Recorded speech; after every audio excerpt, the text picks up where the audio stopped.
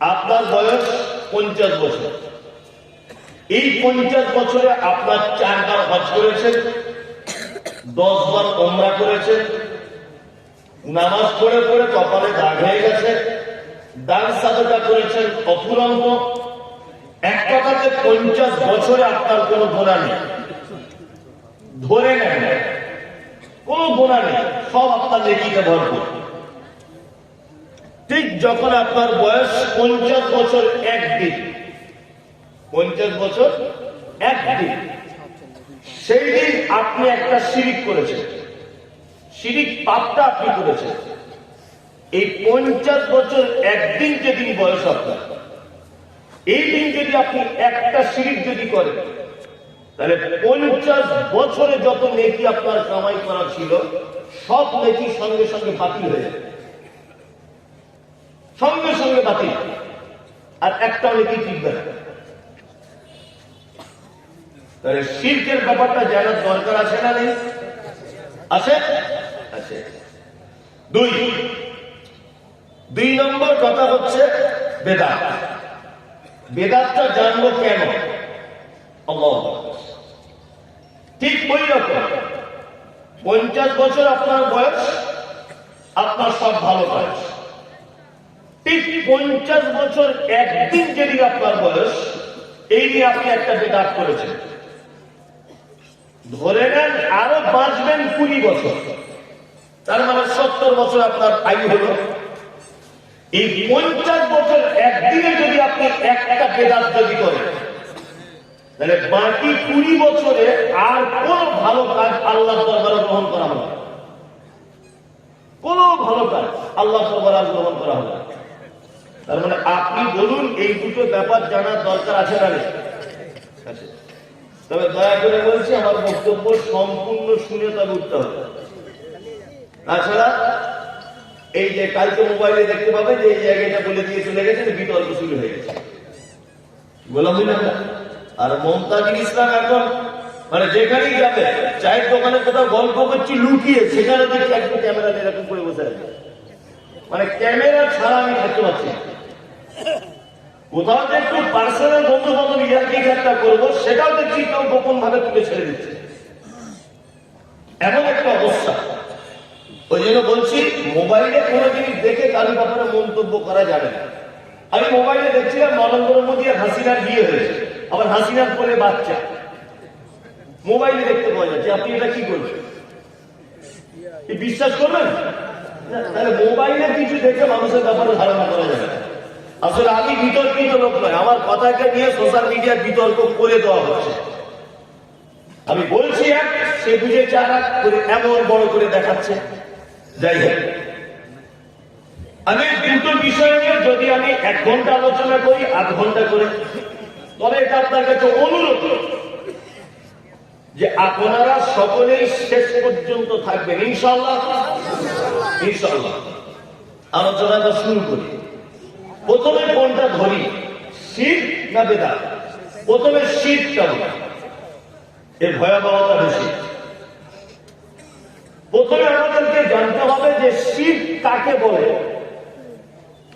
দেখুন, আপনি এই মুহূর্তে ধরে নেন, আপনি যত বড়ই পণ্ডিত হন, যত বড়ই মাস্টার, যত বড়ই শাইখুল হাদিস, আর যত বড়ই আপনি উকিল, ব্যারিস্টার, মুফতার যাই হন, এই মুহূর্তে আপনি ধরে নেন যে মমতাজুল ইসলাম আমার শিক্ষক আর আমি ওনার ছাত্র, তাহলে আপনি কি জানতে পারবেন? আর যদি মনে করেন যে আমি তো সবই জানি, তাহলে আপনার মতো গোপাল ভাঁড় এই মালদা জেলা তার করবে। আপনি চুপচাপ বসে জ্ঞান অর্জন করবেন। প্রথমে আমরা জানবো শিরক কাকে বলে। আমি মমতাজুল ইসলাম, আমার বাপের আমি এক বেটা, আমার 4 বোন, আমার আব্বার 10 বিঘা জমি, আমার আব্বা আজকে রাতে মারা গেল। শিরক বোঝাচ্ছি, আমার আব্বা আজকে রাতে মারা গেল। আমার আব্বার যে 10 বিঘা জমি ছিল, আচ্ছা ওই জমিগুলো কাল সকাল থেকে আমার একা না আমার বোনেরাও অংশীদার আছে? কোনটা? বোনেরা শুধু অংশীদার জমিতে নয়, আমার আব্বার টাকা দিয়ে যদি একটা হারিকেনের বাতি যদি কেনা থাকে, তাহলে আমার বোনেরা ওই হারিকেনের বাতিরও ভাগ পাবে। কি বললাম বুঝলেন? আপনার আব্বা যদি নিজের টাকা দিয়ে দুতলা বাড়ি করে রাখে, প্রত্যেক ইটে প্রত্যেক বাড়ি সিমেন্টে আপনার বোনেদের অংশ আছে। কিভাবে মিটিয়ে নিবেন ওটা আপনার ব্যাপার। কি বললাম বুঝলেন? প্রত্যেক জায়গাতে অংশ আছে। আমি যেটা বোঝাতে চাইছি, আমি জমিটা বিক্রি করতে গেলাম আমার বাপের 5 কাঠা জমি। আচ্ছা, বিক্রি যে কিনবে সে কাগজ দেখে এটা বলবে কি বলবে না যে এই জমিতে তোমার আরো 4টে বোন অংশীদার আছে? বলবে কি বলবে না? বলবে। আমরা অনেক সময় বন্ধু বান্ধব বলি যে এই পুকুরে ফটিক ভাইয়ের অংশ আছে, এই জমিতে আব্দুল্লাহ ভাইয়ের অংশীদারিত্ব আছে। বলি কি বলি না? বলি। এই যে অংশীদার জমি জায়গার ক্ষেত্রে আমরা পাড়া গ্রামে ব্যবহার করি, এই অংশীদার শব্দটা কোথা থেকে এসেছে? শিখ শব্দ থেকে এসেছে। শিখ, শরীরদার বলি না, জমির শরীরদার। এই শরীর শব্দটা শিখ শব্দ থেকে এসেছে, অর্থাৎ কোরআন থেকে শব্দটা ধার করা হয়েছে, যার বাংলা মানে পার্টনারশিপ। যার বাংলা মানে কি? পার্টনারশিপ। এই জমিতে অন্যজনের অংশ আছে মানে অন্যজন পার্টনার আছে, তাই না? ঠিক তেমন শিরক মানে পার্টনারশিপ, মানে আল্লাহ যে ক্ষমতা আছে, আল্লাহ যে পাওয়ার আছে, এই পাওয়ার পৃথিবীর অন্য কারো আছে, তার এই পার্টনারশিপে অন্য কেউ রুজির দায়িত্বে আছে। সুস্থতা অসুস্থতার মালিক আল্লাহর পার্টনারশিপে কেউ আছে, এইটা মনে করার নাম শিরক। আমাদের শিরক কাকে বলে জানা হয়ে গেল। এবার আমরা জানবো শিরক দুটো ভাগে বিভক্ত। কটা ভাগে? দুটো। একটা নাম হচ্ছে শিরক আকবার, বড় শিরক, আর একটা হচ্ছে শিরক আসগর, ছোট শিরক। এই বড় শিরক আর ছোট শিরকের মধ্যে ডিফারেন্স কি? এই দুটোর ক্ষতি কি? এটা আমাদেরকে জানতে হবে। এবার আপনাদেরকে আমি বলবো, আচ্ছা বলুন, জান্নাতে যেতে গেলে কটা জিনিস লাগে? কেউ বলতে পারবে? জান্নাতে যেতে গেলে কটা জিনিস লাগে? তিনটা জিনিস লাগে জান্নাতে যেতে গেলে। 1, ঈমান থাকতে হবে। 2, মুসলিম হতে হবে বাধ্যতামূলক। 3 হচ্ছে আমলে সলেহ, অর্থাৎ ভালো আমল থাকতে হবে। ভালো করে বোঝার চেষ্টা করবেন। ঈমান থাকতে হবে, মুসলিম হতে হবে, ভালো আমল থাকতে হবে। এই 3টে জিনিসের বিনিময়ে আপনি কোথায় যাবেন? জান্নাত। শিরক আকবার, বড় শিরক যদি কেউ করে, বড় শিরক, এই বড় শিরক যদি কেউ করে, ঈমান চলে যাবে, মুসলিম থাকবে না, আমল নষ্ট হবে। তার মানে লোকটারা জান্নাতে যাওয়ার সুযোগ নাই। আছে নাই? তিনটেই নষ্ট যদি বড় শিরক করে। ছোট শিরক যদি কেউ করে, ছোট শিরক, তাহলে লোকটার ঈমানের খাতরা হবে, আমলের খাতরা হবে, কিন্তু লোকটা মুসলিম থাকবে। সে আবার পুনরায় ঈমান ঘুরে পাবে, পুনরায় ভালো কাজ করার সুযোগ পাবে। কিন্তু বড় শিরক করলে আর কোন রকমের সুযোগ থাকবে না। এইবার আপনাদেরকে বলি, মুহাদ্দিসিনগণ, মাশায়েখগণ, ইসলামিক স্কলারগণ বড় শিরককে 5টা ভাগে বিভক্ত করেছে। 5টি ভাগে বিভক্ত করেছে বড় শিরকটাকে। সেগুলো কেমন? এখানে বড় বড় আলেমরা রয়েছেন, আমি ওনাদের তুলনায় কিছুই নয়, আমি বক্তা যাচ্ছি। আর বক্তা হতে গেলে বিশাল পণ্ডিত হতে হয় না, ওই মোটামুটি মুখের জোর থাকলেই হবে। তারপরে একেবারে কিছু না জানা থাকে তাও হবে না, আরো বিপদ। আলেম ওলামাদের কাছে জিজ্ঞেস করবেন, বড় শিরককে 5টা ভাগে ভাগ করা হয়েছে। 1, আশিরক বিযাত, আল্লাহ সুবহানাহু ওয়া তাআলার একক সত্তার ব্যাপারে যদি কেউ দ্বিমত পোষণ করে, তাহলে সে কি করবে? বড় শিরক। আচ্ছা, এবার আপনাদেরকে 10-15 মিনিট একটা কথা বলি, 10-15 মিনিট। আচ্ছা বলুন, পৃথিবীতে যত ধর্মাবলম্বী মানুষ আছে, যত ধর্মাবলম্বী মানুষ, প্রতিটা ধর্মাবলম্বী মানুষদের তারা দুই স্রষ্টাতে বিশ্বাসী, কেউ তিন স্রষ্টাতে বিশ্বাসী, কেউ পৃথিবীতে যা আছে সবই স্রষ্টাতে বিশ্বাসী। খ্রিস্টান ভাইদের আল্লাহ তিনটা, খ্রিস্টান ভাইদের আল্লাহ তিনটা। যিশু আল্লাহ, ওর মা মারিয়াম ও আল্লাহ, আর আল্লাহ আল্লাহ। আমাদের যারা আমাদের দেশে যে সমস্ত সনাতনী ভাইয়েরা আছেন, ওনারা বহু দেবতায় বহু দেবীতে বিশ্বাসী। ওটা ওনাদের ধর্মীয় দিক থেকে ওনারা ঠিক আছেন। ওনাদের কাছে তুলসী পাতা গুরুত্বপূর্ণ জিনিস, বেল পাতা গুরুত্বপূর্ণ জিনিস, গরু দেবতা, ব্যাঙ দেবতা, ভালো করে বুঝবেন, সমস্ত দেবতাকে ওনারা বিশ্বাসী। পৃথিবীতে একটি মাত্র জাতি আছে, একটি মাত্র ধর্ম আছে যারা একক স্রষ্টাতে বিশ্বাসী। তারা কারা? কারা? মুসলিম। এইখানে একটা তথ্য আপনাদেরকে আমি দেবো, কাল সকালে দেখবেন তোলপাড় শুরু হয়ে যাবে। অত যেখানে আলেম ওলামারা আছে দেখুন আমি তোলপাড়ে কি বললাম, একটা তথ্য এখন পেশ করবো আপনাদের সামনে। আচ্ছা, আল্লাহ কয়জন? একজন। কার কার হাত তুলুন তো, তুলুন, কেউ কথা করে তুলুন। আপনারা সবাই বলছেন একজন। আল্লাহ এক, তাই তো? আল্লাহ এক। আমি এই ব্যাপারটা একমত নয়, এই ব্যাপারটা আমি একমত নয়। যারা বলছেন আল্লাহ এক, আমি একমত নয়। যদি বলছেন তাহলে এই জন্যই তো আপনাকে আনতে ইচ্ছা করে। আপনি সব জায়গাতে পেঁচ লাগিয়ে দিয়ে যান। আমি পেঁচ লাগাচ্ছি কিনা এখানে আলেম ওলামার আছে জিজ্ঞেস করুন, তাহলে তো বুঝতে পারা যাবে। তাহলে তার পেঁচের কোনো গল্প নেই। এই জন্য আপনাদেরকে একটা কথা বলি।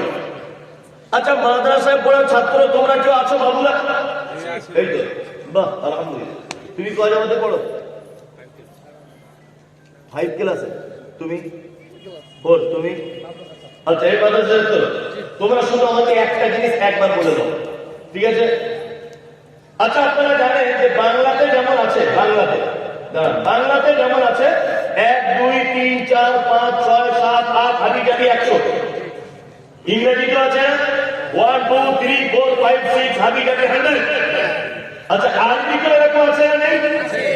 আচ্ছা, আরবিতে এককে কি বলে তোমরা চারজন বলো? ওয়াহিদুন। ওয়াহিদুন মানে এক। ওয়াহিদ, ইসনা, সালাসা, আরবা, খামসা, সিত্তা, সাবা, এইভাবে 100 পর্যন্ত আছে। ওয়াহিদ মানে এক। ভালো করে বুঝবেন। পবিত্র আল কোরআনে আল্লাহ সুবহানাহু ওয়া তাআলা বলছেন, কুল, নবী আপনি বলুন, হুয়াল্লাহু আহাদ। বাংলা মানে আমরা কি করি? নবী আপনি বলুন আল্লাহ এক। আচ্ছা বলুন, আল্লাহ শব্দ ব্যবহার করছে ওয়াহিদ না আহাদ? কোনটা? আহাদ। এই যে এরা যে চারজন বলছে যে ওয়াহিদ মানে এক, আল্লাহ শব্দ ব্যবহার করছে আহাদ, এটা কেমন হলো? ভালো করে বুঝতে পারবেন, বুঝুন। এরা চারজন মাদ্রাসার ছাত্র বলছে ওয়াহিদুন মানে এক, আর আল্লাহ শব্দ ব্যবহার করছে কি? আহাদ। আহাদ আর ওয়াহিদ দুটো শুনতে আলাদা লাগছে না এক লাগছে? আলাদা। তার মানে ওয়াহিদ আর আহাদের আসমান জমিন তার উপরে যদি কিছু থাকে, কিছুতে নেই, বোঝানোর জন্য বলছি, ততটা ডিফারেন্স। ওই জন্য কোরআনের যে শব্দগুলো চয়ন করা হয়েছে, পৃথিবীর কোন দার্শনিক, পৃথিবীর কোন সাহিত্যিক এই শব্দ চয়ন করার ক্ষমতা রাখে না। আমি তো অবাক, আমি অবাক হয়ে যাই কোরআনের শব্দ বলি সাজানোর ব্যাপারে। আমরা আলিফ জবর কি হয় আর হামজা জবর, এই দুটো বর্ণ কেন ব্যবহার করা হলো? এই যদি গভীরে আপনি যান, তারপরে মাথা চুলগুলো, পাকা চুল আস্তে আস্তে লাল হয়ে যাবে। ভাবতে ভাবতে আমি ওই দিকে যাচ্ছি না। আমি এবার আপনাদেরকে দুটো আহাদ আর ওয়াহিদের ডিফারেন্সটা বললাম। আমার দিকে বেরোন। আমি বাংলাতে এখানে এক লিখলাম, এক, এর পাশে একটা শূন্য দিলাম, বলুন তো কি হলো? 10। আচ্ছা, 10 যখন বলছি তখন একের কোন অস্তিত্ব থাকছে? থাকছে না তো? থাকছে না। আমি 2 লিখলাম, 2 এর পাশে আমি 3 দিলাম, কত হলো? 23। তাহলে 23 যখন বলছি তখন 2 এর কোন অস্তিত্ব থাকছে না। এবার আপনাদেরকে বলি 2 এর আগে যদি 5 দিয়ে দেয় কত হয়? 52। 52 যখন বলছি 2 এর কোন অস্তিত্ব থাকছে না। এইটা আরবি গণনা যেটা করা হয় 1 2 3 4 5 6 হাবি যাবি, এই গণনার ক্ষেত্রে অক্ষর মালাগুলোকে বলা হয় ওয়াহেদ। ওয়াহেদ মানে এমন এক যে একটা ডান দিকে কাউকে দিতে পারে, তার বাম দিকে কাউকে দিতে পারে, যে এক কখনো কখনো নিজের অস্তিত্ব হারিয়ে ফেলে, নিজের অস্তিত্ব থাকে না। 1 লেখার পরে যদি 0 দিই তাহলে হয় 10। 10 উচ্চারণ করার সময় 1 এর কোন অস্তিত্ব থাকছে না। এইটার নাম হচ্ছে ওয়াহেদ। আর আল্লাহ কোরআনের শব্দ ব্যবহার করছে কুল ওয়াল্লাহু আহাদ। নবী আপনি বলুন আল্লাহ একক। আল্লাহ কি একক? আপনাকে যদি রাস্তাঘাটে, বাসে, ট্রেনে, মেলাতে, মাঠে ঘাটে কোন গায়ে মুসলিম বা কোন মুসলিম যদি আপনাকে প্রশ্ন করে, বলো তোমাদের স্রষ্টা কয়জন? 1 বলবেন না। 1 বললে কখনো ওটা দ্বিতীয় হওয়ার সম্ভাবনা থাকে। 1 বললে তার সামনে পিছনে কোনো ক্ষমতাবান আসার ক্ষমতা থাকে। বলবেন ডাইরেক্ট একক। কি বলবেন? একক। একক। আল্লাহ একক এর শব্দ ব্যবহার করবেন। আমি যেটা বলছিলাম আল্লাহ একক সত্তার ব্যাপারে কেউ যদি দ্বিমত পোষণ করে তাহলে সে শিরকে আকবারের ভিতরে নিমজ্জিত হবে। 2 আল্লাহ সুবহানাহু ওয়া তাআলার যে গুণ আছে, এই গুণের ব্যাপারে কেউ যদি দ্বিমত পোষণ করে, রুজির মালিককে বলুন আল্লাহ শুধু রুজির মালিক নয়, সুবহানাল্লাহ। এইগুলো যদি ব্যাখ্যা বিশ্লেষণ করা যায়, এগুলো যদি শুধুমাত্র ব্যাখ্যা বিশ্লেষণ করা যায়, আপনার ঈমান বেড়ে যাবে। আপনার ঈমান কি হবে? বেড়ে যাবে। আর ওই জন্য আল্লাহ সুবহানাহু ওয়া তাআলা কিছু নিদর্শনাবলী মানুষকে বলতে হয়। কারণ আল্লাহ তো বলেছে যাদাতুকুম ঈমানা ওয়া আলা রাব্বিহিম ইয়াতাওয়াক্কালুন। মুমিন তারা যাদের সামনে কিছু নিদর্শনাবলী পেশ করা হলে যাদাতুকুম ঈমানা, তাদের ঈমান বেড়ে যায়।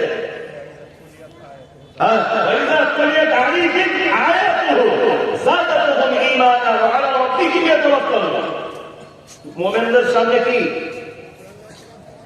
যখন কোন নিদর্শনাবলী যখন পেশ করা হয়, কি বললাম? তার ঈমান কি হয়? বেড়ে যায়, বৃদ্ধি পায়। ওই জন্য আমাদের যে কিছু নিদর্শনাবলী বলার দরকার আছে। রুজির মালিক তাকে আল্লাহ। কেমন রুজির মালিক এইটা একটু ভাবুন, শুধু এইটা একটু ভাবুন। আমি মমতাজুল ইসলাম বাড়িতে আছি, তার এখানকার যিনি সাইফুল হাদিস আছে, উনি আমাকে হঠাৎ করে ফোন করলেন যে আমরা আপনার বাড়িতে আমাদের মাদ্রাসার জলসা দাওয়াত করার জন্য যাব। কতজন? না 30 জন যাব। তা আমি আমার স্ত্রীকে বললাম যে পরিচিত মানুষ 30 জন আসতে চাইছে, বন্ধু বান্ধব। তা আমার স্ত্রী আমাকে বলছে, আল্লাহ কেমন রুজির মালিক এটা বোঝাচ্ছে। আমার স্ত্রী আমাকে বলছে যে 30 জন যখন আসছে তাহলে বিরিয়ানি করে দিই, আর কলকাতার আমি ভালো বিরিয়ানি করতে পারে। ঠিক আছে, তাহলে তাই করো। আমি আপনার আমিনুদ্দিন ফাইজি সাহেবকে ফোন করেছি, সাহেব আপনারা 30 জন আসবেন, তো আমার স্ত্রী খুব ভালোবেসে আপনাদের জন্য বিরিয়ানি করতে চাইছে। তা আমিনুদ্দিন ফাইজি সাহেব বলছে যে মমতাজুল সাহেব একটা গন্ডগোল আছে। কি গন্ডগোল? বলছে এর ভিতরেই আবার 19 জন লোক আছে যারা বিরিয়ানি খায়, আর 9 জন বিরিয়ানি খায়। ওই 19 জনের জন্য একটা আলাদা ব্যবস্থা করবে। আমার স্ত্রীকে বলছে ভালো, এরকম তো ঘটনা 19 জন বিরিয়ানি খায়। আমার স্ত্রী বলছে তাহলে ওদের জন্য গোল ভাত করে দিই। আবার আমি সাহেব আমাকে ফোন করে বলছে দেখবেন সবাই কিন্তু আবার ওর ভিতরে গরুর গোশ খায় না, ওর ভিতরে আবার 14-15 জন লোক আছে যারা খাসি ভক্ত, 3 জন দেশি মুরগি খায়, আবার দুজন আছে না হরিণের মাংস খুব পছন্দ করে। আচ্ছা, আমার স্ত্রীকে যদি 30 জনের চাহিদা মেটানোর জন্য 30 রকম পদের রান্নার কথা বলা হয়, ও আমার সংসার করবে বলে মনে হয়? থাকলো তো সংসার, আপনার মেহমান ও রাতে থালা বাসন গুটিয়ে দিয়ে বাড়ি চলে থাকলো তো মেহমান। এখন জলসা যতজন এখানে শুনতে এসেছেন, কমিটি নিশ্চয় ডাল ভাতের কিছু ব্যবস্থা হয়তো করেছে, আমার জানা নেই। তো সবাই যদি বলে আমার আলাদা আলাদা টেস্টির খাবার দরকার, কমিটির পক্ষে সম্ভব নয়। আল্লাহ কেমন রুজির মালিক, সুবহানাল্লাহ সুবহানাল্লাহ। ব্যাঙে যেটা খায়, কুকুরে সেটা খায় না, সাপে যেটা খায়, বিড়ালে সেটা খায় না, গরুতে যেটা খায়, শ্রীকালে সেটা খায় না, হাতিতে যেটা খায়, ছাড় পোকাতে সেটা খায় না, আরশোলাতে যেটা খায়, কেঁচোতে সেটা খায় না, মানুষের যেটা খায়, শ্রীকালে সেটা খায় না। এক কথায় সারা পৃথিবীতে রুজি যার যার প্রয়োজন হয়, প্রত্যেক জনের রুজির ব্যবস্থা আলাদা আলাদা আলাদা আলাদা করে করেন কে? আলাদা আলাদা রুজির ব্যবস্থা করেন। একবার সুবহানাল্লাহ বললেন না? আলাদা আলাদা রুজির ব্যবস্থা। শুধু এই নয়, আমি আজকে প্রায় 18 দিন হলো বাড়ি যাইনি। 18 দিন কাছাকাছি আমি বাড়ি যাইনি, মুর্শিদাবাদ মাওলাতেই ঘুরছি। তা আমি যেদিন রাত্রে বাড়ি যাই, আমার বেটিকে ফোন করি, মা তোর জন্য কি নিয়ে যাবো? ও 5 বছরের মেয়ে, তোর জন্য কি নিয়ে যাবো? ও আমাকে টুক তোতলা তোতলা করে বলে, আব্বু আমার জন্য ডিয়ারি মিল্ক আনবে, চকলেট। আমার ছেলেকে বলি, দাদা তুই কি খাবি? না ও একটু বড় হয়েছে, ও তখন বলে আমার জন্য কুরকুরের প্যাকেট। আমার স্ত্রী তো আমার ইচ্ছা হয় জানতে যে এতদিন ছিলাম না ওর কাছে কি জানি। ওকে যখন বলি, ও তখন বলে আপনার পছন্দ মতো আনবেন, আমার কোনো সমস্যা নেই। আমার মায়ের জন্য আলাদা, বাপের জন্য আলাদা। এক কথাতে আমার পরিবারের আমার বেটা বেটি আলাদা আলাদা স্বাদের খেতে পছন্দ করে। এই খাদ্যের যিনি ব্যবস্থা করেন তিনি কে?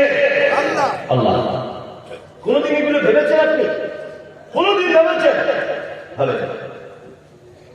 রুজির মালিক এইরকম আল্লাহ সুবহানাহু ওয়া তাআলা কটা গুণবাচক নাম আছে? 99টা নাম আছে। আর একটা নাম, দুটা একটা ব্যাখ্যা বিশ্লেষণ করি। আর একটা নাম হচ্ছে কি? খালিক। খালিক তিনি সৃষ্টিকর্তা, তাই না? কেমন সৃষ্টিকর্তা? সুবহানাল্লাহ। তো অবাক করা ব্যাপার। আমার হাতে যে ঘড়িটা আছে এটা 200 টাকা দাম। এই কোম্পানি যে ঘড়িটা তৈরি করেছে এ নিশ্চয়ই অন্য কোনো কোম্পানির দেখে তবে নকল করেছে। মাইক্রোফোন যেটাই কথা বলছি এটা অন্য কোনো কোম্পানির দেখে তবে নকল করা হয়েছে। পৃথিবীতে একজন তিনি সৃষ্টিকর্তা, তিনি হচ্ছেন আল্লাহ। আচ্ছা, এর আগে আকাশকেও বানিয়েছিল যে ওইটা দেখে আল্লাহ বানিয়েছে? যিনি নমুনা ছাড়া নমুনা ছাড়া যিনি আসমান এবং জমিনকে তৈরি করেছেন তিনি কে? কোন নমুনা লাগে না, এমনিতেই তৈরি করে। আর পৃথিবীতে যা কিছু বানিয়েছে তা আলাদা ব্যাপার। শুধু মানুষের দিকে তাকিয়ে দেখো, মানুষকে কেমন করে বানানো হয়েছে। সুবহানাল্লাহ। আপনাকে একটা কথা বলি, চমৎকার কথা। আচ্ছা বলুন, আপনাকে যদি ভোর 4টের দিকে, 5টার দিকে, ভোর 4-5টার দিকে যদি আপনাকে বেশ দুধ করে চর্বিওয়ালা গোস্ত, গরুর গোস্ত, ডাল আর 4-5টা ডিম সিদ্ধ যদি খাইয়ে দেওয়া হয়, আচ্ছা বলুন তো সকালবেলা আপনার পেট খারাপ করবে কি করবে না? কেন? পেট কি টাইমিং জানা আছে? না বিচার বসানো আছে? ও কি করে বুঝবে এখন ভোর 5টা বাজে?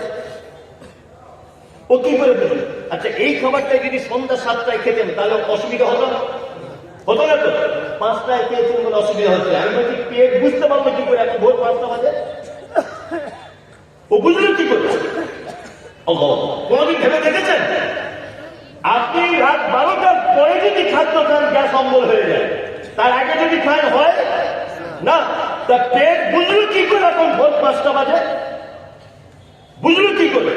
তার মানে বুঝতে হবে প্রত্যেক অঙ্গ প্রত্যঙ্গে রেস্টের প্রয়োজন আছে।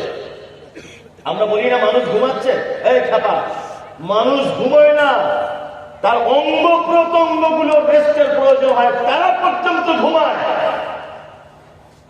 কি বললাম বুঝলেন না? একটা মানুষের ঘুম না হলে মেজাজ খারাপ হয়ে যায় কি যায় না? হ্যাঁ যায়। পাকস্থলীর রেস্টের প্রয়োজন, ও নিজে ঘুমাচ্ছে। এখন রাত 2টো বাজে মানে পাকস্থলী কি ঘুমাচ্ছে? তুমি সেই ঘুমানো অবস্থায় তাতে দিচ্ছ চর্বিওয়ালা ডোজ। ও তো এমনি তো পথ হজম করে পাট্টা পায়খানা করে দিল। কেমন সৃষ্টি! সুবহানাল্লাহ। অবাক করা ব্যাপার। গরুর গোস্ত যদি 4 ঘন্টা যদি গরম পানিতে যদি সিদ্ধ করা হয়, একেবারে মোমের মতো নরম করা যাবে? যাবে? যাবে না। তবুও ছিঁড়ে খেতে হবে।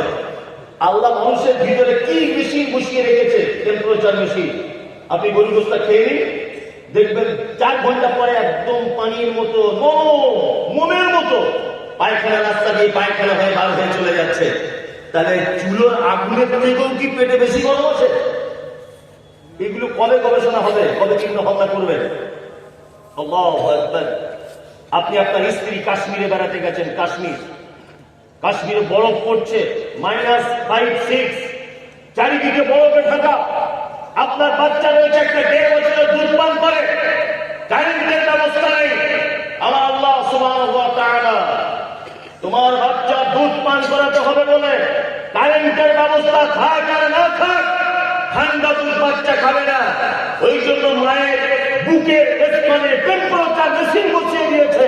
মায়ের গা যদি বরফ দিয়ে ঠান্ডাতে ঢেকে দেওয়া হয়, তবুও তার ভিতরে দুধটা হচ্ছে উষ্ণ গরম।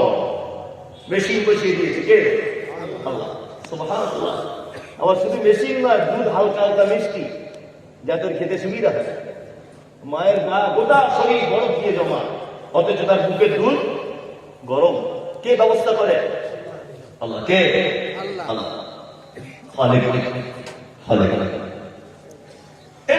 একটা কথা বলি, কথা কি খুব মজার ব্যাপার।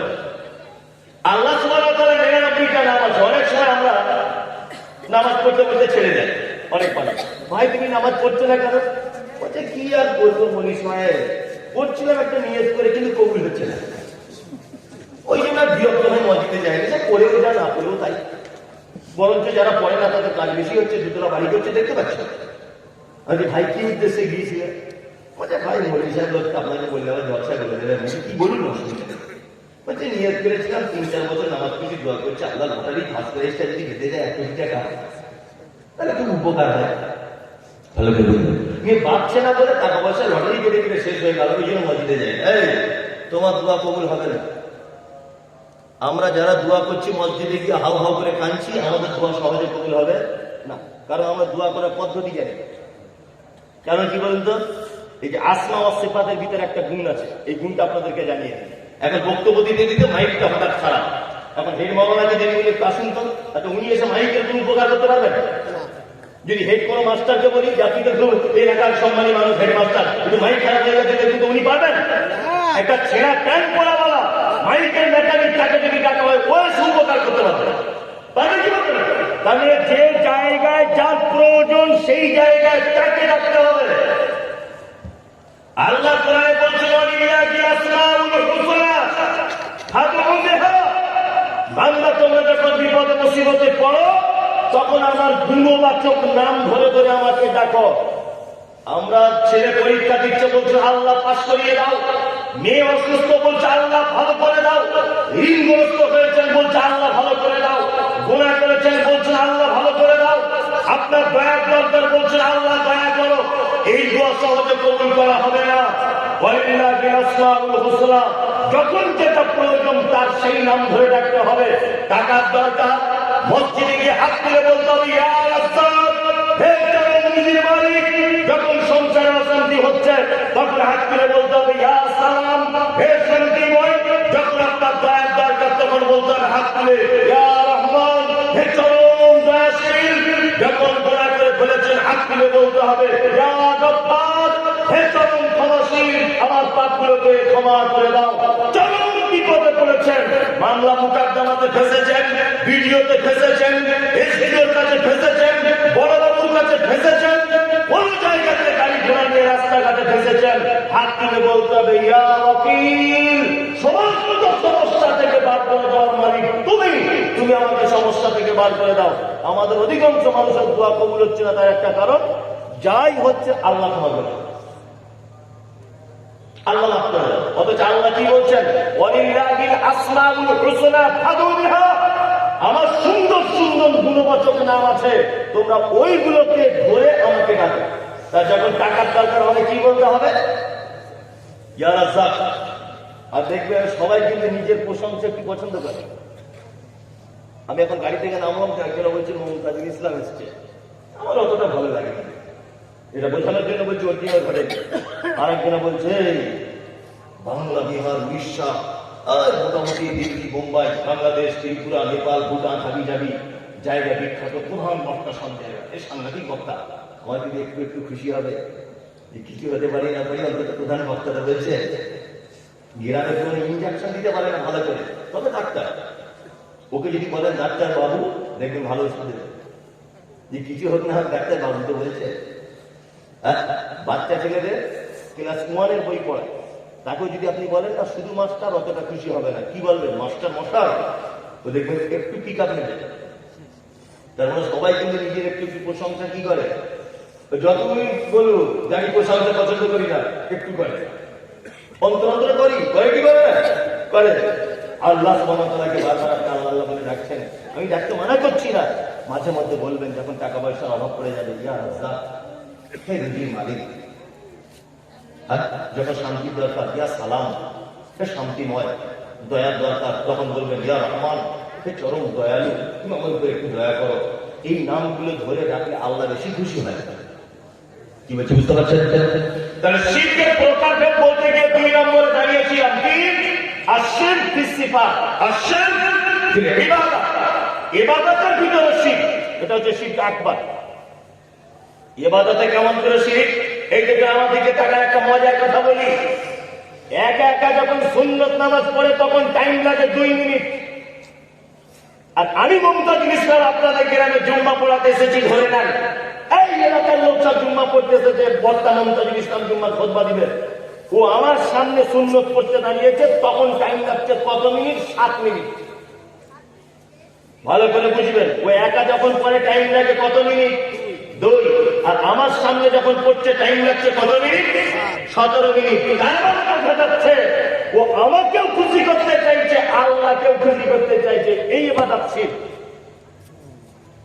যে ইবাদতের ভিতরে 2টা লোককে খুশি করার চিন্তা ভাবনা থাকে, যে ইবাদতের ভিতরে মানুষকে খুশি করার তাকে রিয়া ঢুকে যায়, সে ইবাদত কি? শিরক।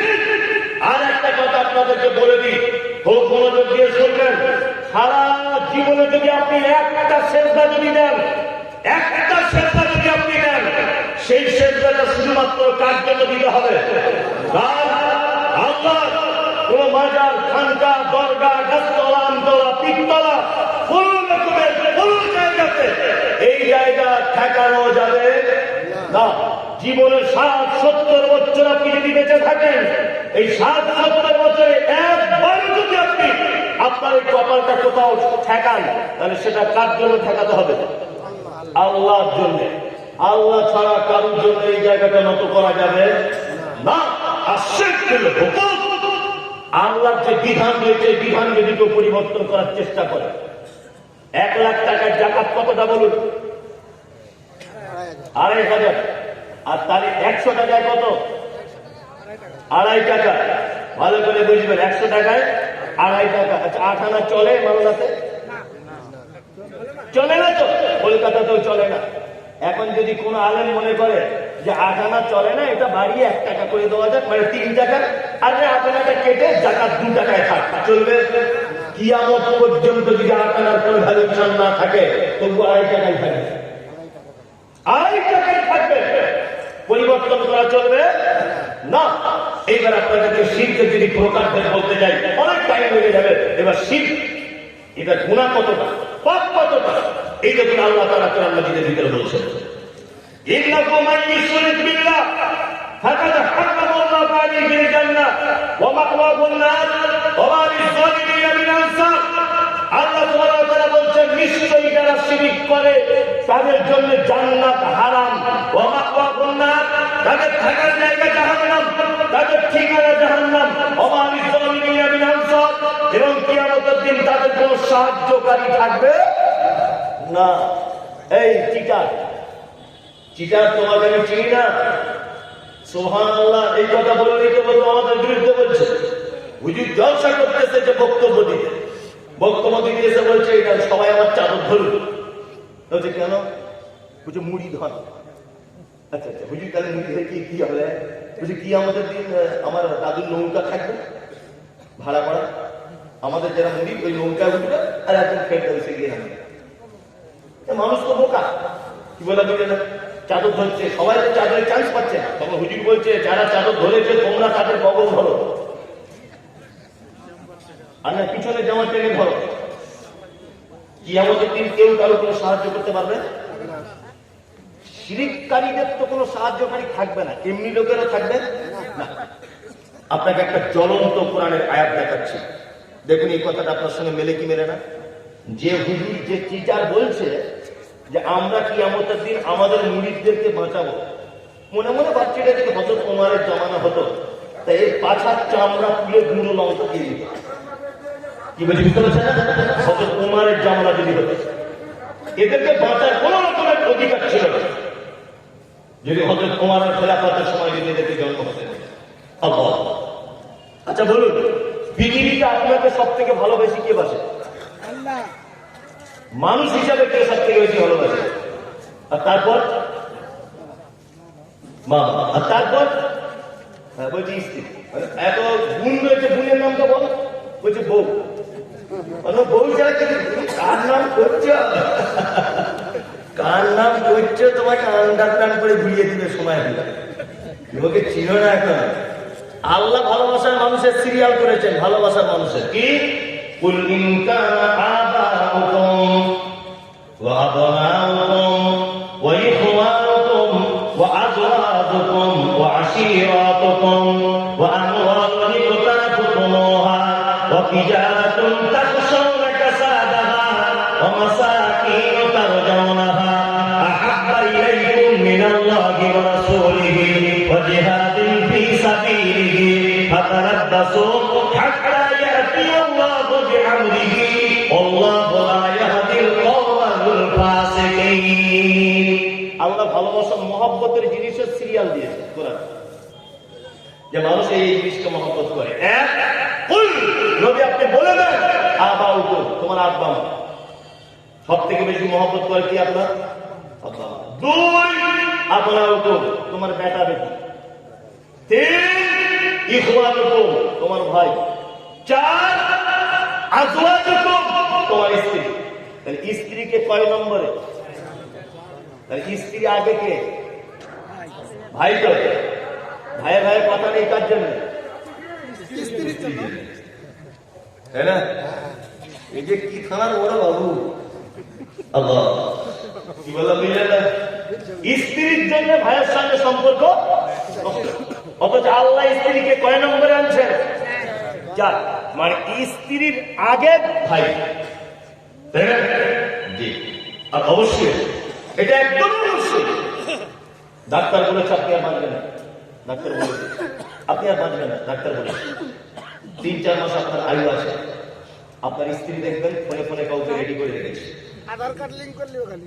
হ্যাঁ, বলছে আধার কার্ড আগে থেকে লিঙ্ক করে রেখেছে। ঠিক বলেছ, আধার কার্ড লিঙ্ক করে রেখেছে, তাই না?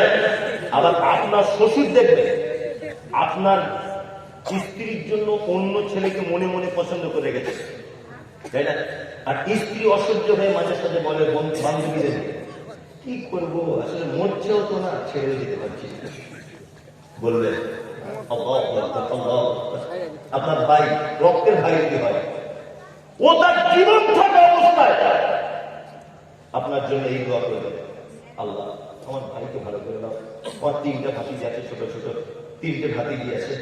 কোনদিন একটা রক্তের ভাই, মায়ের পেটের ভাই, কোনদিন আর একটা ভাই মৃত্যু কামনা করতে পারে না, কোনদিন করে না। অথচ আপনি মারা যাবেন, আপনার স্ত্রী বলছে না, সোনা জান মালিক তোমায় ছাড়া বাঁচবো না, তুমি ছাড়া কিছুই চিনতে পারি না, পুরো অন্ধকারে থাকি তোমায় ছাড়া। এই যে প্রেম ভালোবাসা দেখাচ্ছে, আপনি মারা যান, আপনার শ্বশুর 3 মাস পরে এসে বলবে, ভাই মেয়েটা একা একা রাতের বেলা ভয় করে, আপনার ছেলে তো নাই, তো অন্য একটা ভালো ছেলে দেখেছে, আপনি কি বলতে চাইছেন? মেয়েটাকে নিয়ে চলে যান, আস্তে আস্তে করে নিয়ে চলে যাবেন। আল্লাহ সুবহানাহু ওয়া তাআলা শব্দ চয়ন করেছেন কোরআনে, পৃথিবীর কোন মানুষের সে শব্দ কাটার ক্ষমতা নাই। ওই জন্য আল্লাহ সুবহানাহু ওয়া তাআলা স্ত্রীকে 4 নম্বরে বসিয়েছে। এবার আপনাকে একটা কথা বলি, কিয়ামতের মাঠ খাতারনাক যায়, কিয়ামতের মাঠ। এই দেখুন, যে মা 10 মাস পেটে ধরল, 9 মাস, আল্লাহ কোরআন মাজিদে দিতে বলছি, ইয়াউমাইয়াফিরুল মারউ মিন আখিহি ওয়া উম্মিহি ওয়া আবিহি ওয়া সাহিবাতিহি ওয়া বানিহি। সুবহানাল্লাহ, একটা বাচ্চার জন্য তার মা কিয়ামতের মাঠে কোনো উপকার করতে পারবে না, তার স্ত্রী স্বামীর কোনো উপকার করতে পারবে না, ভাই ভাইয়ের কোনো উপকার করতে পারবে না। আরে কিয়ামতের দিনে যদি একটা মা পেটে ধরা সন্তানের কোনো উপকার করতে না পারে, আমার মা যদি আমার কোনো উপকার করতে না পারে, যে মা পেটে ধরেছে, তোমার পীর সাহেব পারে কি করে? পাক্কা চিটার, পাক্কা চিটার। ওই কথা বলে কি করে আমার মুরিদদেরকে কিয়ামতের মাঠে আমরা বাঁচাবো? আল্লাহ বলছে ভাইটার ভাইয়ের কোন উপকার করবে না, স্ত্রী তার স্বামীর কোন উপকার করবে না, মা তার বেটার কোন উপকার করবে না, বাপ তার বেটার কোন উপকার করবে না। সারা কিয়ামতের মাঠ ইয়া রাব্বি নবী ঈসা, ইয়া রাব্বি নবী মূসা, ইয়া রাব্বি নবী ইয়াহইয়া, ইয়া রাব্বি নবী হারুন, ইয়া রাব্বি নবী ইব্রাহিম, ইয়া রাব্বি নবী ইউসুফ, ইয়া রাব্বি গোটা কিয়ামতের মাঠ ইয়া রাব্বি, ইয়া রাব্বি একজন মাত্র নবী শুধু বলবেন ইয়া উম্মতি, ইয়া উম্মতি। তিনি কে? মুহাম্মদ সাল্লাল্লাহু আলাইহি ওয়াসাল্লাম। পৃথিবীতে অসংখ্য নবী পর্যন্ত ইয়া রাব্বি, ইয়া রাব্বি করবেন। আল্লাহ আমার কি হবে, আল্লাহ আমার কি হবে, আমার কি হবে?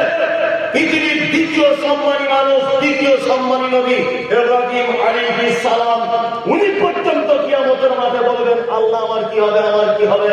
আর তোমার পীর সাহেব পাক্কা চিটার, তাবিজ দেয়, হারাম খায়, পান বিড়ি গুটকা খায়, 5 ওয়াক্ত নামাজ নাই, জুম্মার দিনে নামাজ পড়ে না, এই হারামখোর তোমাকে বলছে আমি তোমাকে হাসরের মাঠে পার করব, তোমার পাছার চামড়া তুলে দিতে হবে বিয়া দাও।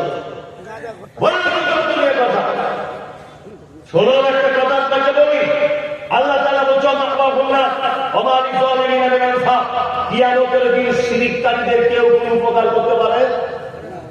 কোন সাহায্যকারী থাকবে না। এইবার আপনাদের তার একটা কথা বলি, কেউ যদি শিরক আকবার অর্থাৎ বড় শিরক করে যদি মারা যায়, তার ব্যাপারে আল্লাহ কোরআনে কত ভয়ঙ্কর কথা বলছে। আমার দিকে ধরুন একটু, একটা জিনিস দেখায় হাত দিয়ে। আমি আজকে কোন একটা মাজারে সেজদা দিয়ে চলে এলাম, আজকে রাতে তওবা করার সুযোগ পেলাম, কাল সকালে আমি মারা গেলাম। আচ্ছা বলুন তো, আমার বেটা বেটিরা আমার জন্য ক্ষমা প্রার্থনা করতে পারে কি পারে না? আল্লাহ তাআলা কোরআন মাজিদে বলছেন মা কানা লিল্লাযিনা ওয়াল্লাযিনা আমানু আইয়াস্তাগফিরু লিল মুশরিকিন ওয়ালাউ কানু উলি কুরবা। আল্লাহ বলছেন নবীদের জন্য উচিত নয়, মুমিনদের জন্য উচিত নয় যে যারা শিরক করা অবস্থায় মারা গেছে তাদের জন্য ক্ষমা প্রার্থনা করা। ওয়ালাউ কানু উলি কুরবা, যদি সেই শিরককারী তোমার নিকট আত্মীয় হয় তবুও ক্ষমা প্রার্থনা করা যাবে না। ওই জন্য আপনাকে একটা উলি, আল্লাহ সুবহানাহু ওয়া তাআলা বলছেন যে উলি কুরবা, নিকট আত্মীয়, এই ব্যাপারে একটা সচেতন আপনাদেরকে করি, খুব ভালো করে শুনবেন। আমার বোনের বিয়ে লেগেছে, তা একটা ঘটক সাহেব এসে বলছে মমতাজুল সাহেব আপনার বোনের জন্য একটা ভালো ছেলে দেখেছি। ছেলে কি করে? ছেলে 5 ওয়াক্ত নামাজি, গাঁটের উপরে কাপড় পরে, মুখ ভরা তার গাড়ি, হারাম হালাল তামিজ করে চলে, আর কিন্তু ছেলেটা ফুচকার ব্যবসা করে, দিনে 300, 400, 200 টাকা ইনকাম। এইটা শোনার পরে আমি বলছি আলহামদুলিল্লাহ, ভালো ছেলে, ইমানদার। আমার মা তখন পাশের রুম থেকে বলছে মমতাজুল ঘটককে বললা আর একটু ভালো ছেলে দেখতে। ঘটক সাহেব তখন বলছে আর একটু ভালো ছেলে দেখি। তারপরের সপ্তাহে আর একটা ছেলের খবর নিয়ে এসে বলছে চাচিমা বা খালা আপনার মেয়ে ফাতেমার জন্য একটা ভালো ছেলে দেখেছি। ছেলেটা কি করে বাপ? না, ছেলেটা হরিশ্চন্দ্রপুর হাই স্কুলের হেডমাস্টার, বেতন প্রায় 90 এর কাছাকাছি। আচ্ছা, ছেলেটার একটা সমস্যা দাঁড়িয়ে পেচ্ছাপ করে, গাঁটের নিচে কাপড়, হারাম হালাল বুঝে না, আর মালদার পান্ডুয়ার মাজারে গিয়ে প্রত্যেক বৃহস্পতিবার রাতে গিয়ে সেজদা দিয়ে পড়ে থাকে। আমার মা তখন বলছে এর থেকে ভালো ছেলে কি আর পাওয়া যায় খাতা? মাঝে সাথে সেজদা ঠিক অসুবিধা নেই, ভালো করে বুঝবে। আমার মা কি বলছে? মাঝে সাথে সেজদা দিক, ও আমার মেয়ে ঠিক করে পড়ে। আল্লাহ এই কারণে বলছে ওয়ালাউ কানু উলি কুরবা। সুবহানাল্লাহ, আল্লাহ বলছে শিরিককারী যদি তোমার নিকট আত্মীয় হয়, আমার বোনের বিয়ে হয়ে গেল ওই শিরিককারীর সঙ্গে যে শিরক আকবার করে, সেজদা দেয় গাছতলাতে বাসতলাতে, আমার বোন আজকে বিয়ে হলো, পরশুদিন আমার জামাইয়ের সঙ্গে ও চলে গেল ওখানে সেজদা দিতে, তারপরের দিন থেকে ওর জন্য দোয়া প্রার্থনা করা হারাম, ওর জন্য দোয়া পর্যন্ত করা যাবে না। আল্লাহ কোরআন মাজিদে বলছেন ইস্তাগফির, মুহাম্মদ সাল্লাল্লাহু আলাইহি ওয়াসাল্লামকে বলছেন ইস্তাগফির, আপনি মুশরিকদের জন্য ক্ষমা প্রার্থনা করেন। আওলা তাস্তাগফির, ক্ষমা প্রার্থনা নাই বা করেন, কোন শিরককারীর জন্য আপনি যদি একদিনে 70 বার যদি ক্ষমা প্রার্থনা করেন, তারপরে আমি আল্লাহ শিরককারীদের পশ্চিমকালে কোনদিন ক্ষমা করব না।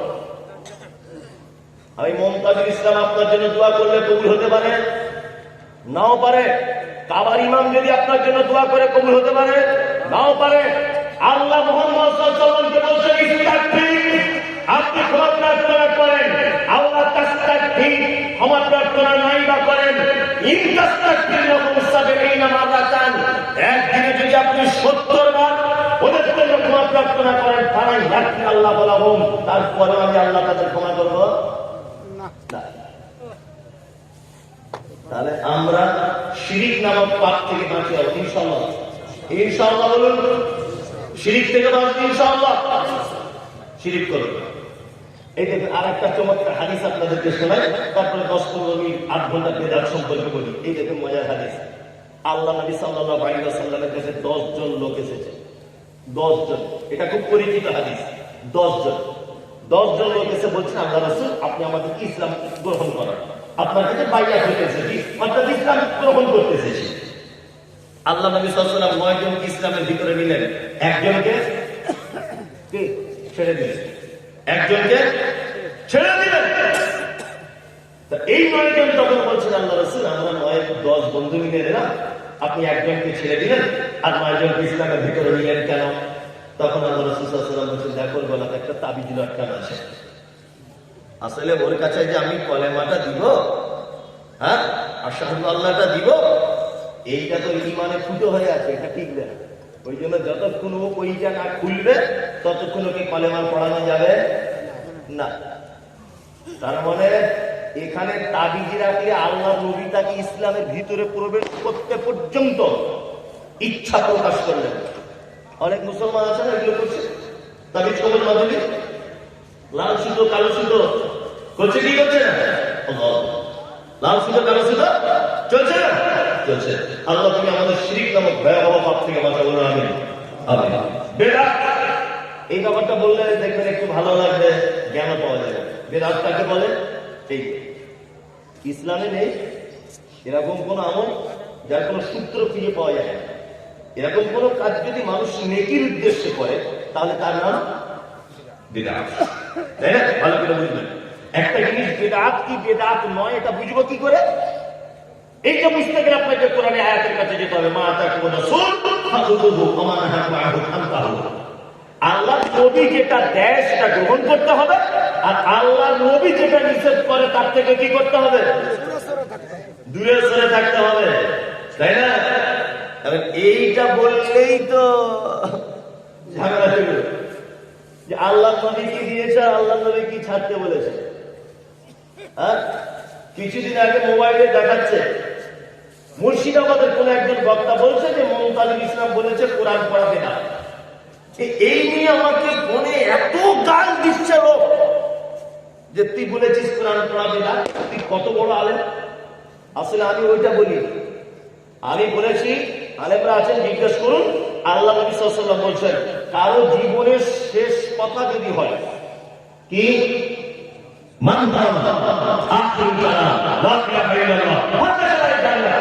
আল্লাহ নবী বলছেন কারো জীবনের শেষ কথাগুলো যদি হয় লা ইলাহা ইল্লাল্লাহ, তাহলে তার থাকার জায়গা কোথায়?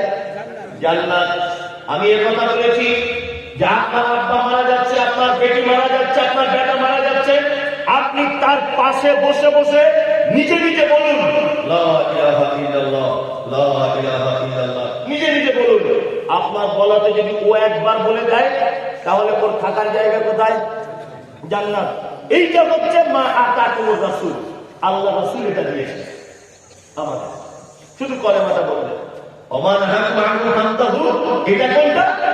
এই যে একটা মানুষ মারা যাচ্ছে, চারিদিকে বসে পাড়ার মেয়েরা খালারা কুকুরা ইয়াসিন সূরা, সূরা বাকারা, সূরা রহমান, সূরা ওয়াকিয়া দিলে দিলে দিলে দিলে কোরআন পড়ছে। এইটা আমি বলেছি বেদাত, এইটা আমি বলেছি কোরআন পড়া বেদাত।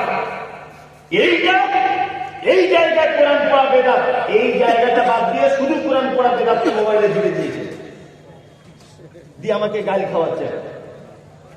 কি বলছে বুঝতে পারছে না? মানুষ তো গাল, মা বোন ভাই একাকার করে দিচ্ছে গাল দিয়ে।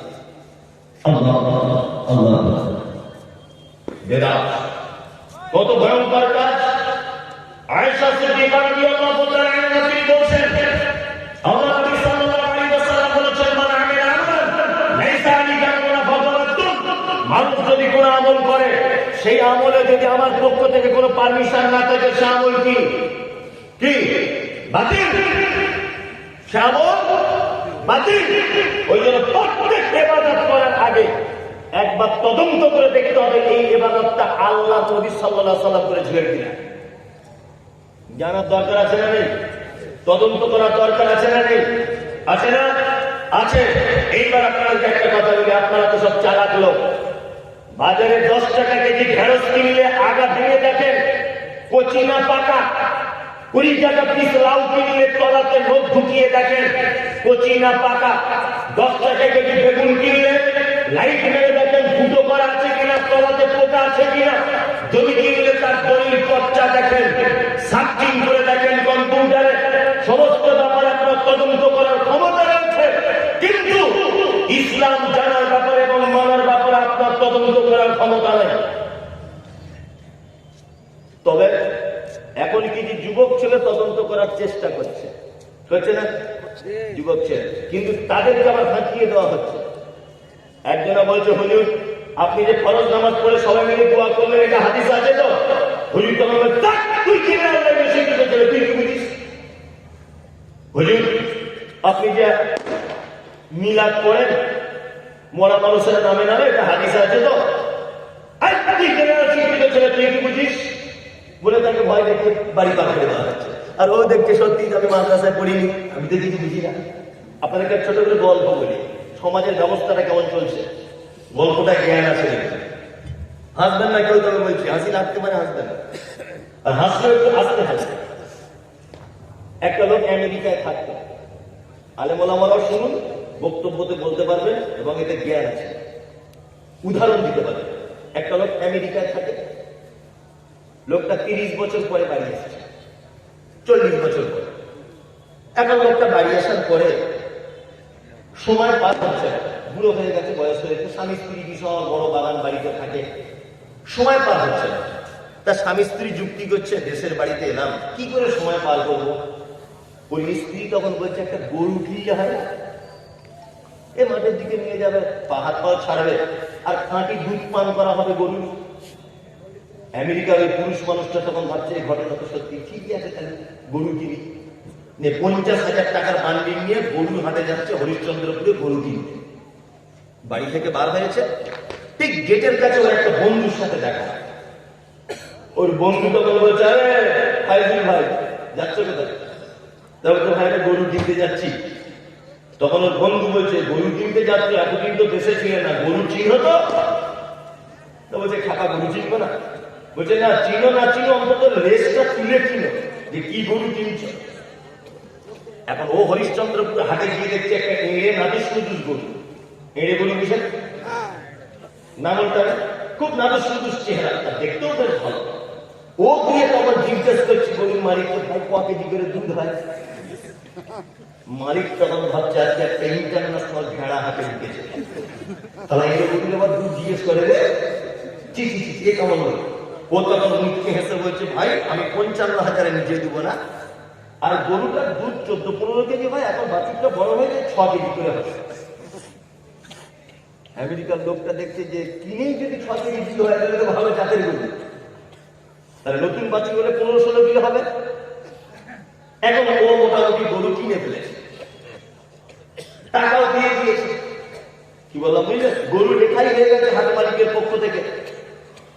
তখন ওর বন্ধুর কথা মনে পড়েছে, লেজ তুলে দেখতে বলেছিল।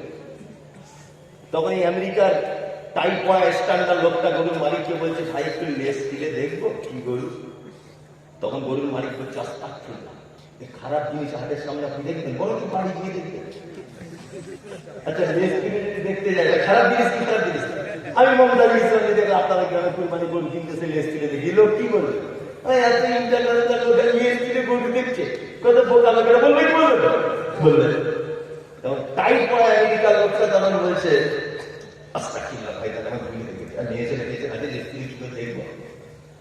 গরুটা ভ্যানে তুলে দিয়েছে বা গাড়িতে, গরু বাড়ি চলে গেছে, গোয়াল ঘরে বেঁধেছে, সারা রাত স্বামী স্ত্রী ঘুমাচ্ছে না, বলছে বালতিতে দুধ রাখবো, বলছি এত দুধ কি করবে, স্বামী স্ত্রী আলোচনা, ছেনা করবো, মিষ্টি দোকানদারের দুধ বললে হয় না, বাড়িতে রসগোল্লা করে দিয়ে যেতে পারবো, মানে ওই স্ত্রী হাঁড়ি টাড়ি সব খালি করছে, সবই দুধ বলে কথা, স্বামী স্ত্রী দুধে সকালবেলা গোয়াল এসে, গোয়ালা বুঝেন তো দুধ, গোয়ালা এসে বলছে আরে পরিবার গরু গরু, তো বলছি গোয়াল ঘরে যাওয়া, গোয়াল ঘরে আছে, বুড়ো লোক গোয়াল ঘরে, এখন গোয়ালার দরজা খুলে দেখছি ইঁড়ে গরু ভাই, দুধ দেওয়ার গরু নয়, অবস্থা।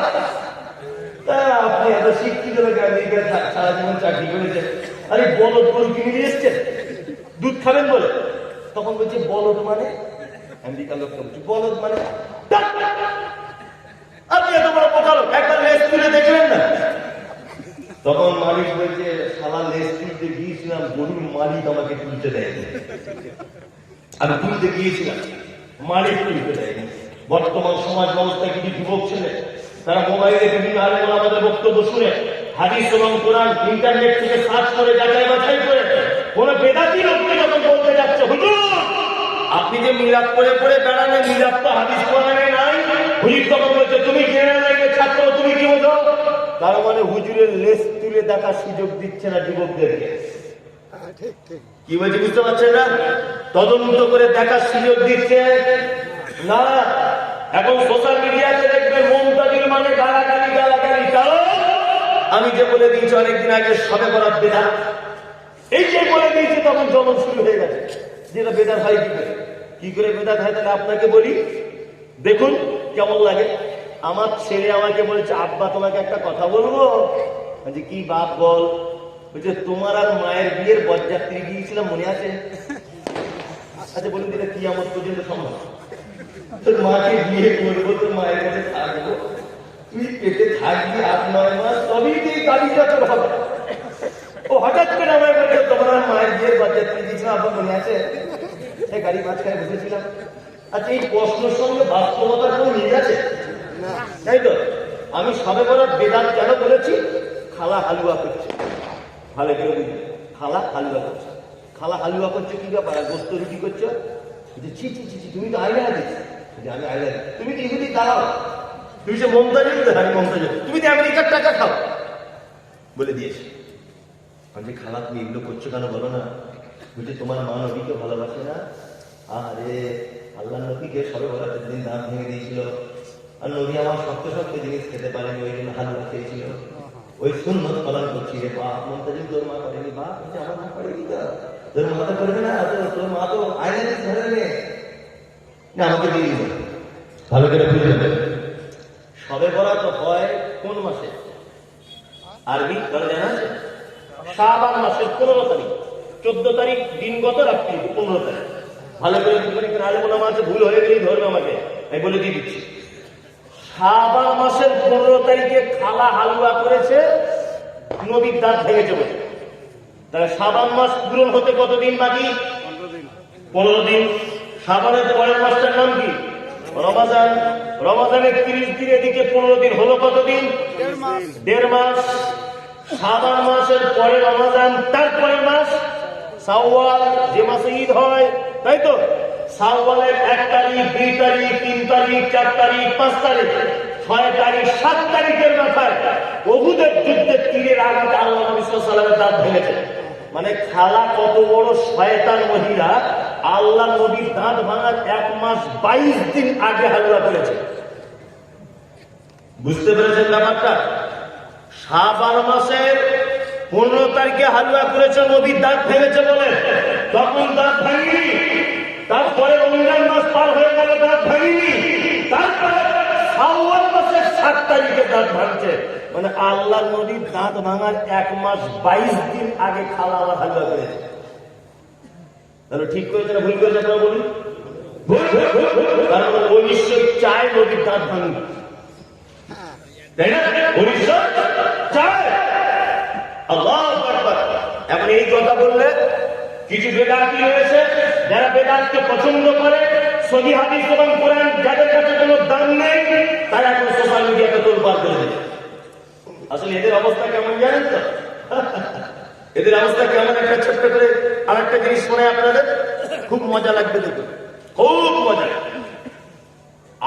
আতরওয়ালা বুঝেন? আতরওয়ালা যে আতর বিক্রি করে, একটা আতরওয়ালা সারাদিন আতর বিক্রি করে করে একটা বট গাছের তলাতে গিয়ে বসেছে ছায়াতে। এখন বট গাছের এক সাইডে দেখছে আর একজন ম্যাথর, সেও বসে আছে। ম্যাথর বুঝেন? ডোম ডোম, যেটা পায়খানা পরিষ্কার করে মানুষের। ও সারাদিন পায়খানা পরিষ্কার করে ক্লান্ত হয়েছে, ও বসে আছে। আতরওয়ালা গিয়ে বসেছে।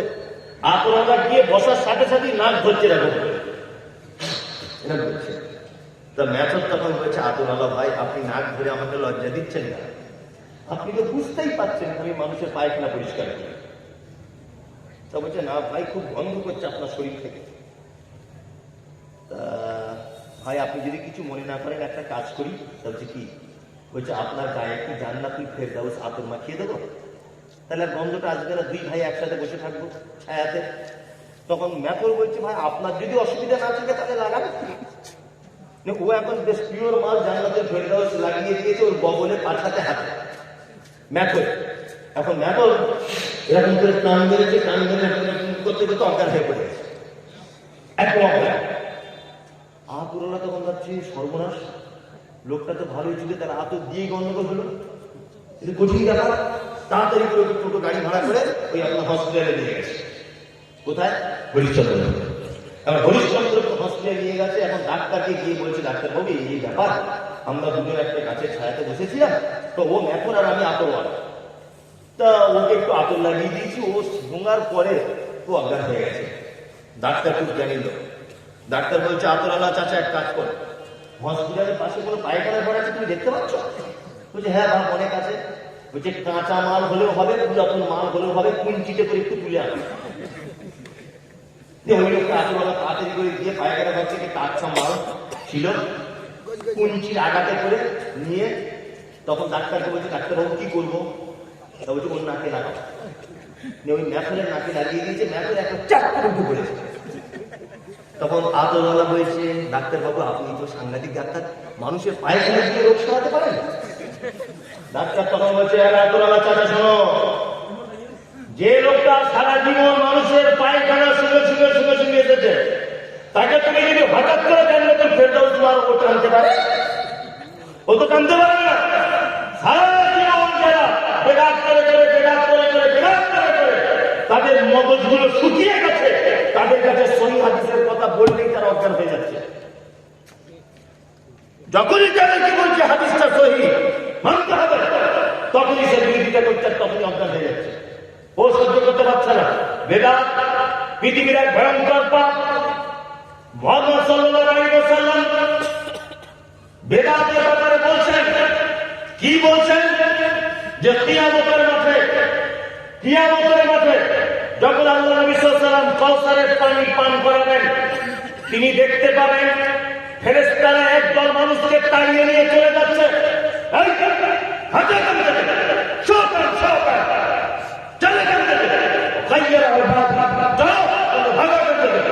ফেরেশতারা তাড়িয়ে নিয়ে যাচ্ছে। আল্লাহ নবী সাল্লাল্লাহু আলাইহি ওয়াসাল্লাম বলবেন, এরা কারা?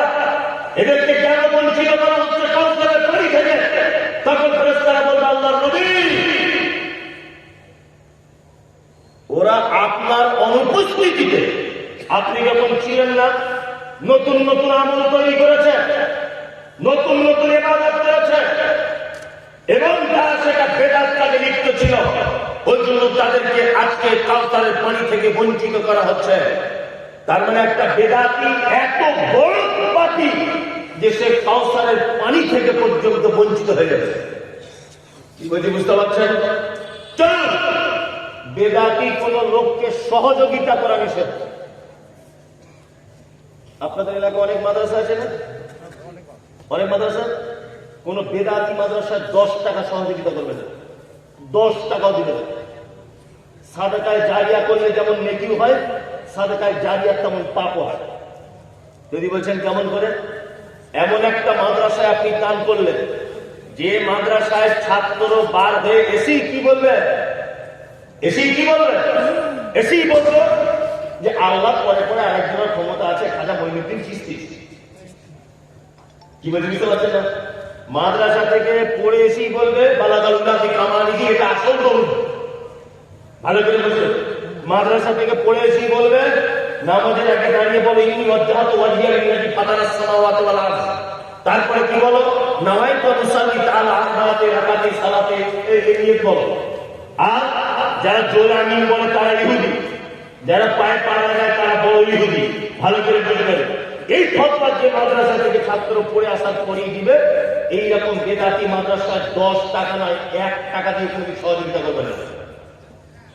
1 টাকাও দেবে না। আরে বেদাতিকে সহযোগিতা করা পর্যন্ত নিষেধ। কি বলছি বুঝতে পারছেন তো?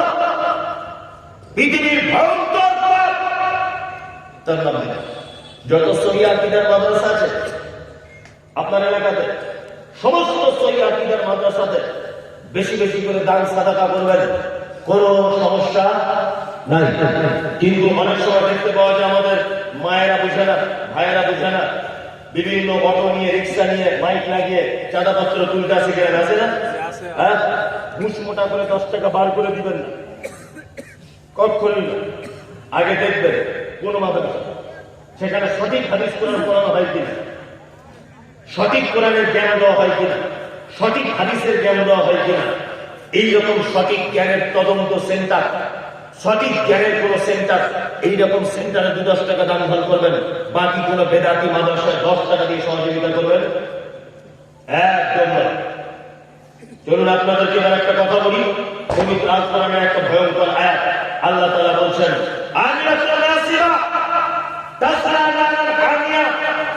এক শ্রেণীর মানুষ তারা ইবাদত করবে, ইবাদত করতে করতে করতে করতে ক্লান্ত হয়ে যাবে, তারপরেও তাদেরকে ধরে জাহান্নামের ভিতরে ঢোকানো হবে। এরা কারা? এরা হচ্ছে ওই ইবাদতকারী, তাদের ইবাদত ছিল দীর্ঘ সময়ের, কিন্তু তাদের ইবাদতের পদ্ধতি মুহাম্মদ সাল্লাল্লাহু আলাইহি ওয়াসাল্লামের ছিল না। আপনি চলে যাচ্ছেন কেন? আপ তো 10 মিনিট আছে 11:30 বাজতে, তো মজলিস ভাঙা দুয়াটা বলে যান।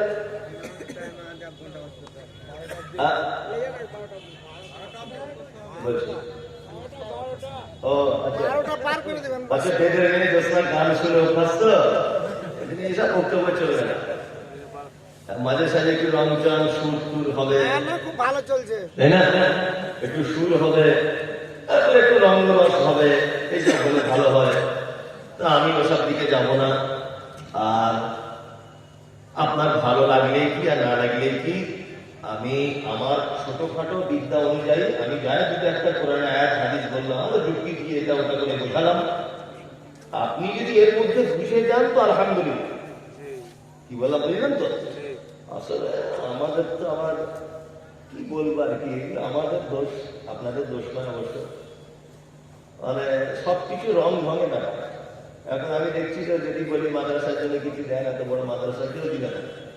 আমার যদি গান করে করে, সুর করে করে, দোয়া করে করে, যে জুত করে করে বলা হয়, ওই লোকটাই আবার দেবে, দেবে না? এটা আমি জানি যে সন্তান না কাঁদলে কোনোদিন মা দুধ দেয় না, এটা জানি দেয়। তাহলে মায়ের কাছে পর্যন্ত কাঁদতে হয়, তবে মা দুধ দেয়। তা আপনার কাছে না কাঁদলে দুধ দিবেন কি? আমার বাচ্চাদের দোয়ার ক্যাপাসিটি বেড়েছিল চুরি করে, আমি দেখতে পাচ্ছি। কেউ 200 টাকা দিচ্ছে, তো বলছো আল্লাহ দয়া মায়া দয়া সাগর, আল্লাহ মাফ করে দাও, আমি সমান। পরের লোকের নাম বলুন 20,000। যে 20,000 লোকটা, তাকে এমন নামের তরকিব দিয়ে, মানে বাঁশ দিয়ে ঠেলছে জান্নাতে চল, মানে জায়গায় জান্নাত, ওকে ঢুকিয়ে তবে ছাড়ছে। মানে 20,000-এর পার্টি আর 150 টাকা দিয়েছে, কোন রকম প্যান্ডেল থেকে বার করে ছেড়ে চলে এসেছে। কি মরে না যাবার বিষয়, দুয়ার সিস্টেম হয়েছে। জানেন কে 20 টাকা দিচ্ছে, বলছে দানটা বলুন, একটু 20,000 দিয়েছে, এমন দোয়া করছে, মানে ওই 20,000-এর বদলাতে ওর গোষ্ঠী সবার শ্বশুর বাড়ি খুলে জান্নাত চলে গেছে। আমি বুঝতে পারছি না দোয়ার কেমন ঢং চলছে। তো এইসব রং ঢং, এসব আমরাও আগে এরকম বক্তব্য রেখেছি অনেক, কিন্তু এখন নিজে নিজে ভেবেছি যে এরকম অত কিছু করে বললে সমাজে পরিবর্তন আনা যাবে। কি বললাম বুঝলেন? সব জিনিসের পরিবর্তন আসছে, আমাদের বক্তব্য সিস্টেম গুলো পরিবর্তন আসছে, আস্তে আস্তে আসছে। আলহামদুলিল্লাহ, যত লোক বসেছিল হয়তো 200 লোক চলে গেছে, তার মধ্যে কিছু লোক তো বুঝছে, কিছু লোকের তো পছন্দ হচ্ছে কাটা কাটা বক্তব্যগুলো। সবাই তার সুর ভক্ত না, আর সুর টুর ওইগুলো 2-1 বছর পরে আর চলবে না। আপনাকে বলে দিই, 2-1 বছর পরে আর চলবে না দেখবে। কারণ মানুষ এখন আপডেট, এখন ইয়ং জেনারেশন মোবাইল নিয়ে বসে আছে অটোমেটিক, তারা অটোমেটিক অ্যাডিসিডেন্ট যাচাই বাছাই করছে। কি বললাম বুঝলেন তো? ওই জন্য এখন আসে বেদের নিয়ে দোষটার গান আর বাপ দাদার ঘটনা দিয়ে জলসা চলবে। এখন আগে বলা বলা হুঁশিয়ার হয়ে যেতে হবে, শ্রোতারা এখন খুব উন্নত হবে। আর যেমন তেমন শ্রোতা নয়, এখন একটা কথা উল্টো পাল্টা বলে চাকা দাম করে দিবে। একদম যে কথা আপনাকে বলতে বলতে আমি এতদিন পর্যন্ত এসেছি, সেটা হচ্ছে এই যে আপনারা যারা এখানে বসে আছেন, আপনাদের কাছে বিনীত অনুরোধ, সারা বাংলা জুড়ে যত সহি আকীদার মাদ্রাসা আছে বা প্রতিষ্ঠানগুলি আছে, এই প্রতিষ্ঠানগুলিতে আপনারা আপনাদের অর্থ আল্লাহর রাস্তায় কিছু করে সকলেই সাদাকা করবেন, দান করবেন। এটা আপনাদের কাছে অনুরোধ।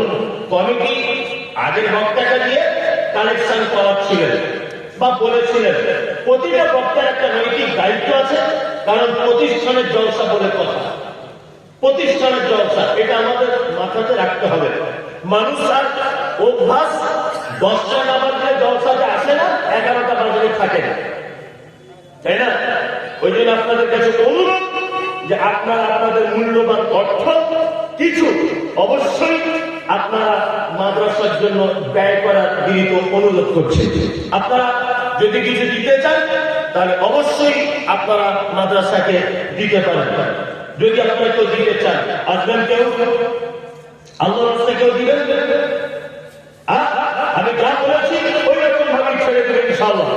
যারা দিবেন একটু আল্লাহর রাস্তায় সকলেই দেন। জি ইয়া রাব্বানা ইয়া রাব্বানা মুরুল্লাহ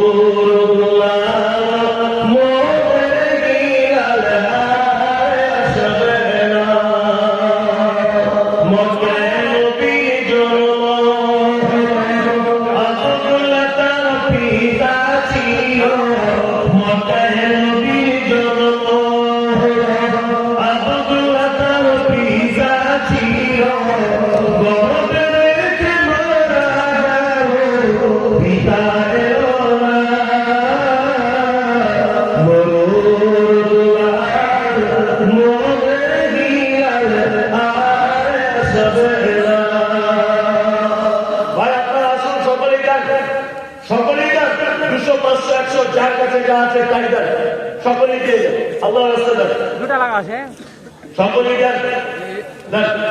আরে 20-50 করে দিয়ে ওই খরচ দেন, সকলেই দেন, আল্লাহর রাস্তায় দেন।